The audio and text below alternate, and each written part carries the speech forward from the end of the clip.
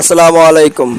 হযরত ইমাম হাম্বল রাদিয়াল্লাহু তাআলা আনহু একদিন দেখলেন এক ব্যক্তি পুরাতন ছেঁড়া কাপড় পরে খানায় কাবা তাওয়াফ করতেছেন। তখন হযরত ইমাম হাম্বল রাদিয়াল্লাহু তাআলা আনহু পকেট থেকে কিছু টাকা নিয়ে ওই ব্যক্তির হাতে দিয়ে বললেন, তোমার হয়তো টাকা পয়সা নেই, এই টাকাটা রাখো, তুমি নতুন কাপড় কিনে নিও।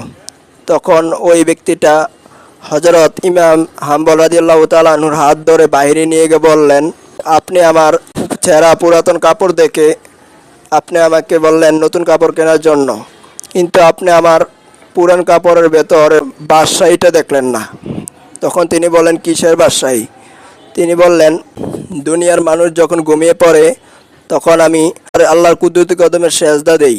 আল্লাহ পাক রাব্বুল আলামিন আমার উপর এমন রাজি হয়েছে, আমি যখন চাই বৃষ্টি আসে, যখন চাই বৃষ্টি